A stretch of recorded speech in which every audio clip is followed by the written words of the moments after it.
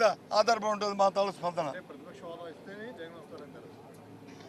అధికార పార్టీ తాలూకా ప్రతిష్టంభన మీద మాది ఉంటుంది. లేకపోతే మీ ద్వారా ప్రజలతో మా సమస్యల్ని మా ప్రజల సమస్యల్ని ప్రజల తాలూకా బాధల్ని విన్నపాలని అన్నీ వీటి ద్వారా ప్రతిబింబిపోతాం. ఇంకా అవసరం ఉంటే క్షేత్రస్థాయిలో పోతాం, పోరాటాలు చేస్తాం, ప్రభుత్వాన్ని చొక్కా పుచ్చుకొని దాని వీధిలో నిలబెడతాం.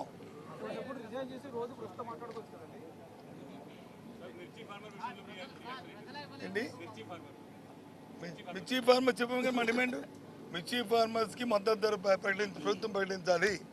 ఆ మద్దతు ధరకి ప్రభుత్వమే కొనుగోలు చేయాలి. మార్కెట్ ఇంటర్వెన్షన్ జరగాలి. కేంద్రం ఎప్పుడో ఇస్తుందని ఎదురు చూడడం కాదు. అంతవరకు రైతులు వచ్చి ఉండలేరు. రైతులు ఆత్మహత్యలు చేసుకుంటున్నారు, ఇబ్బందులు పడుతున్నారు. దయచేసి ప్రభుత్వం ఆలోచన చేయాలి అనేది మా డిమాండ్. ఓకే,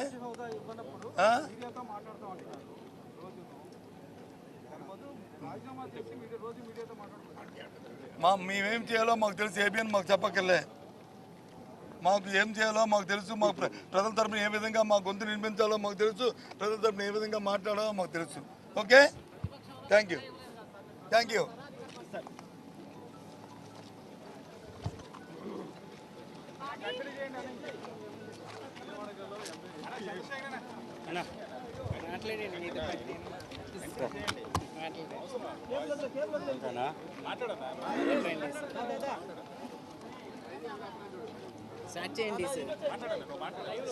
అందరికీ నమస్కారం. ఈరోజు రాష్ట్రంలో అనేక సమస్యలు తాండవిస్తున్నటువంటి పరిస్థితి కనపడుతుంది. ఈ రాష్ట్రంలో పరిపాలనని గాలికి వదిలేసినటువంటి ప్రభుత్వం ప్రతిపక్ష హోదాని ఏ విధంగా ఎగ్గొట్టాలనేటటువంటి ప్రయత్నం తప్ప ప్రజల పక్షాన గొంతు వినిపించేటటువంటి ప్రతిపక్షాన్ని గుర్తించింది కారణం ఏంటి ఒక్కసారి గమనించండి. ఈ రాష్ట్రంలో జరుగుతున్నటువంటి అరాచకాలపై, ఈ రాష్ట్రంలో జరుగుతున్నటువంటి అఘాయిత్యాలపై, ఈ రాష్ట్రంలో జరుగుతున్నటువంటి దోపిడీపై గళమెత్తేటటువంటి ప్రతిపక్షం లేకపోతే విచ్చలవిడిగా వాళ్ళ దోపిడీని సాగించవచ్చు అనేటటువంటి ఒక కుబుద్ధితోటి కావాలని ప్రతిపక్ష హోదా ఇవ్వకుండా వారు ఎగ్గొడుతున్నటువంటి పరిస్థితి. ఇవాళ గవర్నర్ గారి ప్రసంగంలో వారిని స్పందించవలసిందిగా కోరాం. ఇవాళ గవర్నర్ గారు స్పందించకపోవడానికి కారణం ఏంటి? ప్రతిపక్షము అంటే ప్రజాస్వామ్యంలో భాగస్వామి కాదా?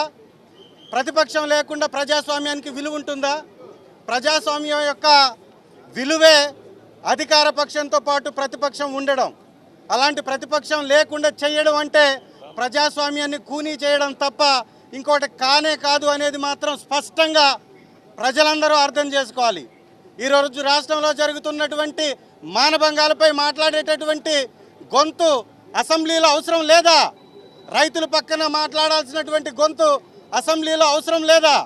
రైతులకి గతంలో 20 క్వింటాళ్ళు ఎకరానికి వచ్చి 24,000 రూపాయలు కింటాకి మద్దతు ధర ఉన్న చోట దాదాపు సగం దిగుబడి వచ్చి సగం రేటుకు పడిపోయినా కూడా వారి వైపున మాట్లాడడానికి, అసెంబ్లీ సాక్షిగా మాట్లాడడానికి ప్రజాపక్షమైనటువంటి ప్రతిపక్షం ఉండాలా లేదా? మరి ఇంత సమయం కావాల్సి ఉంటే ఈ సమయాన్ని ఇవ్వకుండా కేవలం మీ యొక్క అధికార మదంతో ప్రతిపక్షం యొక్క గొంతుని తొక్కివేసే ప్రయత్నం చేస్తుంది. ఇది సమంజసమేనా? ఇది ధర్మమేనా? ఈ రాష్ట్రంలో అసలు ప్రజాస్వామ్యం ఉందా? ఈ ప్రజాస్వామ్యాన్ని కాపాడాల్సినటువంటి బాధ్యత గవర్నర్ గారికి లేదా? గవర్నర్ గారు కూడా ఆలోచించాలి, వారి బాధ్యతని గుర్తించాలి, ప్రతిపక్షం యొక్క పాత్రని గుర్తించాలి. ప్రతిపక్షం లేకపోతే ఈ రాష్ట్రంలో ప్రజాస్వామ్యం ఉండదు అనేది గవర్నర్ గారు కూడా గమనించాలి. కేవలం అధికార పక్షానికి అండగా నిలబడడం కోసం గవర్నర్ గారికి ఆ పదవి రాలేదు. ప్రజల పక్షాన నిలబడడం కోసం మాత్రమే గవర్నర్ గారికి ఆ పదవి ఉంది. గవర్నర్ గారు కూడా దాన్ని గుర్తించాలి.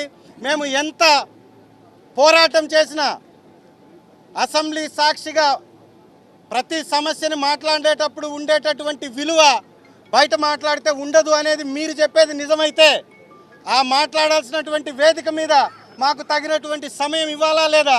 మీరు కూడా ఆలోచించాలి. ఇదంతా కూడా ఒక దగాకోరు పరిపాలన సాగిస్తున్నటువంటి కూటమి ప్రభుత్వం యొక్క ఎత్తుగడ, కావాలని ప్రతిపక్షం లేకుండా చేసేటటువంటి ప్రయత్నం తప్ప ఇంకొకటి కానే కాదు. అధికార పక్షానికి 11 మందిని ఎదుర్కొనేటటువంటి సత్తా లేదా? సమాధానం చెప్పేటటువంటి సత్తా లేదా? ప్రతిపక్షంలో ఉన్నా కూడా 11 మందిమే కదా మేము ఉండేది. ఏ 11 మందికి కూడా సమాధానం చెప్పలేదా? అంటే మీ తప్పులు బయటపెడతాయనా? మీరు చేసే దోపిడీ బయటపడుతుందనా? మీ అరాచకాన్ని బయట పెడతామనా? ఇందుకేనా అనేది స్పష్టంగా వారి యొక్క చేతల్లోనే కనపడుతుంది. కాబట్టి ఇమీడియట్గా గవర్నర్ గారు ప్రతిపక్షాన్ని గుర్తించాలి, వైఎస్ఆర్ కాంగ్రెస్ పార్టీకి ప్రతిపక్ష హోదా ఇవ్వాలి. ఇస్తేనే గౌరవ మాజీ ముఖ్యమంత్రి గారికి ప్రతి విషయం మీద మాట్లాడేటటువంటి తగిన సమయం దొరుకుతుంది. కాబట్టి అధికార పక్షం యొక్క తప్పుల్ని ఎత్తి చూపగలుగుతాం. కాబట్టి ఖచ్చితంగా ప్రతిపక్ష హోదా ఇవ్వాలని వైఎస్ఆర్ కాంగ్రెస్ పార్టీ డిమాండ్ చేస్తుంది. అప్పుడు అసెంబ్లీకి మీరు రాకుండా అసెంబ్లీలో మాట్లాడవట్లేదనేది ఎంతవరకు వాదన కరెక్ట్? మీరు అసెంబ్లీకి వచ్చారా ఇప్పటి వరకు? రాకుండా ఎలా అధికారం? మీరు బహుశా ఫాలో అవ్వట్లేదు. 2 సార్లు అసెంబ్లీకి వచ్చాం, 2 సార్లు గవర్నర్ గారిని మేము రిక్వెస్ట్ చేశాం. వారు కనీసం స్పందించాలా లేదా? కోర్టులో వేసిన దాని మీద స్పీకర్ గారు స్పందించి వారి వివరణ ఇవ్వాలా లేదా?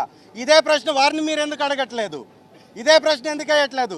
ప్రజాస్వామ్యంలో ప్రతిపక్షం ఉండాలా లేదా? మీరు చెప్పండి, మీరు చెప్పండి. వాళ్ళ మీరు అంటున్నారు 41% ఓటింగ్ ఇచ్చారు ప్రజలు. ఇది ప్రతిపక్షానికి అర్హత కాదా? ప్రజాస్వామ్యంలో ఓటే ముఖ్యం. మీకు ఓటు తెలియకుండా, ఓటు విలువ తెలియకుండా 6%, 7% వచ్చినటువంటి వ్యక్తుల్ని మీ పక్కన కూర్చొని పెట్టి, డిప్యూటీ చీఫ్ మినిస్టర్లుగా కూర్చొని పెట్టి ప్రజాస్వామ్యాన్ని కూనీ చేస్తూ పిఎస్సి చైర్మన్ పద్దుల శాఖను కూడా అధికార పక్షం తీసుకొని అనుభవిస్తుందంటే ఇంతకు మించినటువంటి దగా ఉందా? ఇంతకు మించినటువంటి దుర్మార్గం ఉందా? ఎప్పుడైనా అధికార పక్షం పిఎస్సి చైర్మన్ తీసుకుందా? చరిత్ర ఉందా? పక్కనున్నటువంటి రాష్ట్రాలలో కూడా, దేశాలలో కూడా పిఎస్సి చైర్మన్ ప్రతిపక్షానికే ఇస్తారు కదా. మరి ఇక్కడ ఎందుకు గుంజేసుకున్నారు? ఉన్నారా ప్రతిపక్షం? ఇంకొక పార్టీ ఉందా? శాసనసభలో ఇంకొక పార్టీయే ప్రతిపక్షంలో లేనప్పుడు